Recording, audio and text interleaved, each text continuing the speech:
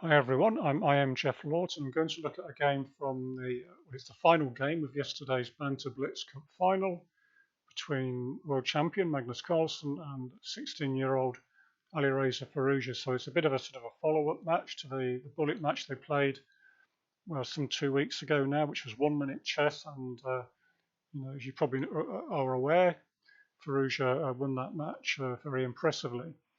So this was the final game, and it had been a very close match, 7.5 all at this point, and it's all to play for. It's 8.5 points wins the match, so either of them wins the game, they win the match. So Firouzja is ranked 21st in classical chess in the world, and he's playing with white in the game. And Magnus, of course, is the world champion, rank 1, with an elo of 2.863. So Firouzja opened e4, and it's 3-minute chess, by the way. We had c5, knight c3, possibly a closed variation, but not necessarily, a6, and now knight f3. So this could be intending d4, going back to an open variation, but we shall see. And then we had d6, and now g3. So at this point, white is willing not to play the open variation now. We had bishop g4, which is an unusual reply. e6 is more common. We had bishop to g2, and now knight c6, controlling the d4 square. h3, bishop takes f3, queen takes f3, and now g6. We had castles for white. This has all been played before, even though it's a rare line. Bishop to g7, and now knight e2. So this is the move which goes into new territory, although they had played it in game 6 of the match. But otherwise, at that point, I think it was a new move about half an hour before this particular game. So then we had knight f6, much more than half an hour, and then c3, intending to play d4, capturing the centre.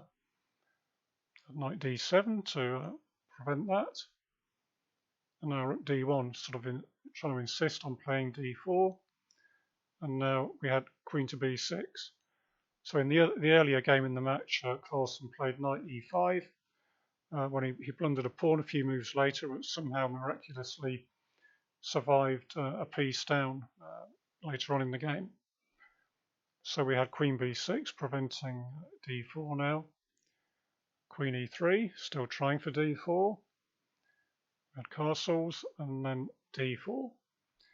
C takes d4, c takes d4. So white has now occupied the centre, which is, looks very reasonable thing to do here with these two pawns. But on the other hand, the queen does look very awkward here. And this is what Carlsen was commenting on his live stream, that he didn't quite believe it. He said the queen looked, I think he used the word funny on when it was on f3 earlier. And also, it's not so easy for white to complete development here because, then if you play your bishop d2 at some point, then this pawn will be unprotected. So at the moment, it's not so obvious how white is going to develop. So we had rook a8, and then rook b1, which is first getting out of the way of any potential knight forks, on c2. And now we had rook to c7, just calmly awaiting developments, and it's going to double on the c file. So we had h4, rook to c8, and now the bishop moves to a more active diagonal. It looks at first like black could perhaps try this, but due to this bishop h3, it doesn't work because we can play knight d4, bishop d4. Now it's important to take with the rook here, and then after rook c1 check, rook c1, rook takes c1 check, queen c1, queen d4. The problem at the very end of the line is that the bishop can now take the knight. And, excuse me, white has just won a piece. So instead of that, Magnus played what he described as a waiting move, h5. Obviously wondering how Firouzja was going to complete his development, and he played the move queen to d2. So now knight d4 doesn't work because this time it runs into knight d4, bishop d4, We can't play queen d4 because black can play takes, and then play rook c1 with check, rook c1 with check, king moves, and now the knight can move. It's black's turn here, and he's just safely won a pawn. But instead of that, we could have, after queen d2, if knight d4, the correct way for white to play is knight d4, bishop d4. Instead of queen d4, is to capture on d7 first, and this safely wins a piece, because there's nothing better for black than, well, perhaps he'd have to play bishop f2, but he's lost a piece anyway. And after rook d7, queen d4, white safely wins a piece. So at the moment, bishop d4 or knight d4 doesn't work. So Magnus played e6 to now threaten this, because you're blocking the action of the bishop. But we had d5. Interestingly, Magnus did miss a possibility here, which was, I mean, really hard to see, because he played his move pretty quickly. And it's only a blitz game, but bishop takes d4, sorry, rather than knight takes appears to work, because after knight d4, when the bishop was on this square, so the refutation was bishop takes, but in this position it doesn't work because of the knight fork on f3 with check and winning the white queen. So bishop d4 straight away is a possibility. But then it's still doesn't mean black's necessarily that much better or anything, because white has the two bishops and there's no immediate win for black, and white can carry on developing. But certainly I would imagine if Carlsen had seen this opportunity, he would have played it, and he certainly wasn't happy with the move he made, because after d5, ed5, queen d5, the thing now is that white's threatening to develop his bishop with gain of time, which is a good way to develop, and also the pawn itself on d6 is now is much weaker, because it's got no protecting pawn on e7. So we had knight f6. White can't capture the weak pawn at the moment due to rook d8, when the queen would have to give itself up due to the attack on the rook on d1.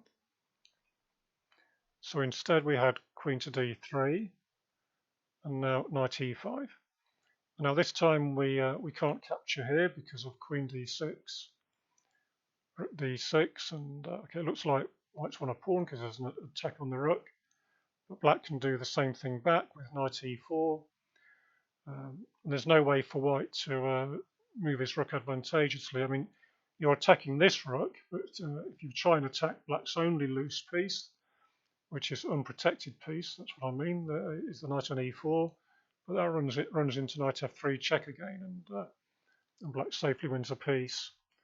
So after, say, bishop c8 instead, black can play knight d6, and his piece activity gives him a perfectly good position there, which should be better for black. But instead of that, Firouzja played queen e3, which keeps an eye on the pawn, and black now goes into the endgame, queen e3, bishop takes e3, and now rook to e8. So again, rook d6 allows black to gain activity with knight e4. So Firouzja played knight c3, which is a very nice move. It blocks the c file, and also the knight protects the pawn, and also it holds the d5 square sort of in check more, so it makes it harder for black to try and sacrifice or free himself with d5 and get rid of the pawn. So we had knight to c4, and now bishop to d4. And this was another interesting point, because Alireza played this very quickly. And on Magnus's stream, you know, he saw straight away that he couldn't take this due to knight d5. And Alireza on his stream at this point said, he said, "Oh, I've missed." Basically, said he'd missed knight e4, but then he quickly told himself to stop worrying, because knight d5 is absolutely, well, it's good for white, because now the rook doesn't have a square to go to. If you play, well, the only square where it's not attacked is c6, and then bishop to d7 will sort of fork the two rooks. And if you play bishop takes d4, then we can play rook takes e4, d4. Sorry, I'm thinking a move ahead. And then again, rook c6 runs into bishop d7. And if you play rook c5, white can play rook takes e4, and then after rook e4, knight f6 check, king g7, white comes out a piece ahead. So perhaps slightly fortuitous that the move didn't work. But this is only blitz chess. So we had knight g4. Now the knight occupied a very strong square on d5. We had rook c6 and now f3. So now white is protecting his pawn on e4. So we had bishop takes d4, rook takes d4, knight g to e5, and king f2. So I'm sorry I haven't been mentioning the time situation, but they're both down to under a minute. Alireza's got about 10 seconds more at this stage of the game. We're on about move 30 here, or just played move 30 for white. And if you sort of have a quick look at it, the position it's stronger for white. It's better for white for a couple of reasons. One is that, well, the first reason is that you've got a bishop via knight. And the other reason is that the pawn here is a weakness, it's isolated. But probably the most significant thing as well is that the knights are not on strong outposts. Like Firouzja is going to kick them both back. And they can't really find good strong squares to occupy, and that usually means the knights aren't so good if they're not able to jump around or occupy a strong outpost. Even though, in blitz it has to be said that knights are very tricky pieces for the opponent to handle. So we had king g7, which prevents knight f6 forking, and then bishop to f1. We had rook d8, adding more support to the weak pawn, and now b3. So this is the beginning of pushing back the knights. And we had knight b6, and now the sort of nice move, knight e3, which keeps back cramped, and the knights, this knight in particular is just not got anywhere good to go at the moment. So we had king f6, rook b to d1, or rook 1 to d1 rather, king e7, and now bishop e2. So Firouzja is just keeping the pressure on and building up slowly. We had rook 8 to c8, rook 1 to d2, rook 8 to c7, and now f4, sort of beginning white's expansion.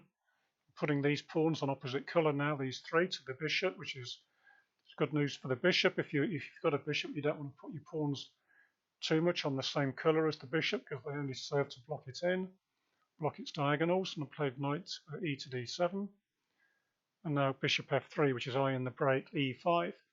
And there's nothing really that Magnus can do about this move, because if the rook were to move, for example here, then you're simply dropping the pawn, and ultimately that will be, white's got a very compact, strong position, and e5 is coming, and the remaining pawns are on white squares, which means that the bishop can use them as targets. But also, white's just got a lot of activity here in this position. So we had knight f8, and now rook 4 to d3, getting out of the way of the knight's attack when it comes here. Knight e6, and now e5.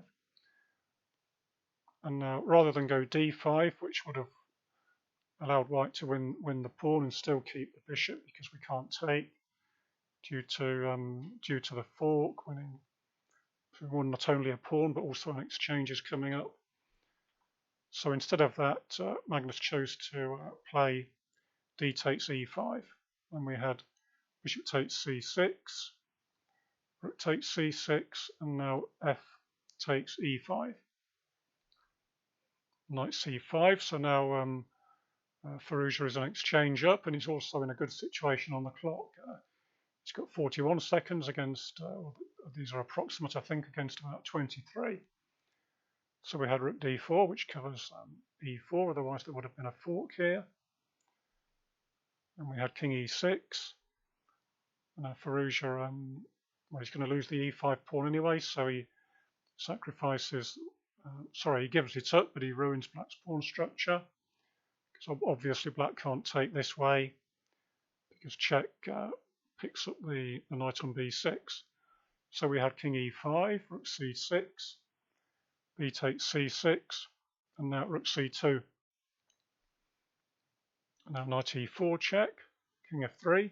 So white is an exchange up, and this should be sufficient to win. Black's very active in the middle of the board, but these two pawns in particular, these two pawns are weak, and the position is very open for the rook to use. So you'd expect it to be very good for white. We had c5, rook to e2, f5, and now this sort of rather cute retreat, knight g2. Knight d2, knight to f4, which attacks the g6 pawn. So we had knight f4, Magnus is down to under 20 seconds, and Firouzja 30 seconds, gf4 check, king d4, and now rook to g2. Because if Magnus chose to defend, I mean, it's simply too passive, and or white could certainly in this sort of position play something like rook here. If we just ignore black's moves for the time being, we can play king here, and then play, for example, this, and one of the queenside pawns is going to fall. So we had king d4, the only reasonable try, rook g2, and knight c3, rook takes g6, knight takes a2, and now rook to g5. So last roll of the dice for black to come and win their b pawn, knight c1, rook takes h5, knight b3, and rook h8. So Firouzja's down to 25 seconds, and Magnus his last 14 seconds. We have c4, rook d8 check, king c3, and now the pawn advance h5. So we had knight d4 check, and now the sort of elegant way to finish off the game, rook takes d4, king takes d4, because as Firouzja's easily calculated with little time that he's going to queen with check, and then he can stop the c pawn as well. c3, h7, king d3, and h8, gaining a queen, and black's a move too slow with c2, and the queen comes back to b2 to prevent it from queening, so king d2 is forced, otherwise we can just play, well, if necessary, play the queen to c1 and you play your king over. And now queen d4 check, and king to c1, and now king e2. And just in case you don't realise, if you make a move like king e1 to try and keep the king this way, then we can play queen c3 check, and you've got to play here to keep the pawn protected. And then after queen d3, you then get king c1, and then the king can approach, followed by once the king approaches, it's all over. So we had king to c1 instead, and now king e2. And in this position we had a5, which allowed queen a1 with mate. But if you make king b1, just to show you the winning technique, we can then play queen b4 check. And if you go king a1, then white, well, in this position, white can play like this, king d2, a5, and then we can play queen b5, and after a4, we can just play king takes c2, a3, and then mate on b1. And if instead of that you play king to c1, we can now play like this if we want to, queen b3, a5, queen a2, a4's forced, and queen a1's mate. But in the game, Magnus ended the game with a5, and then queen a1 was mate. So Firouzja won the game, and he reached 8.5. Quite incredibly, that's 2 matches, but they're fast time rate matches. But even so, people who follow the chess world like we all do, it's a bit of a shock to see Magnus lose in any format, because we're just not used to seeing it. But you know, like he said after the game, he was very complimentary about Firouzja. I'll just read off here some of the things he said. I'll put this in the description on the video. He said, "Yeah, good game, Alireza." So this is straight after the game when he's obviously very disappointed. And all credit to Magnus. He said, "Good game, Alireza. I've got to get better. He deserves full credit. He's amazingly strong. Full credit." And Alireza, for his part, in his stream at the end of the game, he said, I think that going into the match, it was 50-50. You can see by results, it was very close. And he said, so I think you need to be a little bit lucky. So I hope you enjoyed that. It was certainly, you know, we're very lucky at the moment with everything that's going on in the world with the coronavirus. In chess, we have all this online chess. And you know, it's really wonderful entertainment to take our minds off things. It certainly is for many of us that follow chess this much. And we now have this fantastic tournament coming up in 2 days' time on Saturday. Never heard of this before. It's like a Magnus Carlsen Invitational, it's called. And it features, you know, well, Ding Liren's in it, Caruana, and also Firouzja himself. I think he's at the bottom seed, and I think there's 5 of the world's top 10, or I can't recall. Anyway, but it's 8 of the world's top players. And Nakamura's in it, who's obviously a rapid play specialist. So I'm really looking forward to that. I hope you are too. Hope you enjoyed the video. If you did, please thumbs up and subscribe. Thanks for watching. Bye now.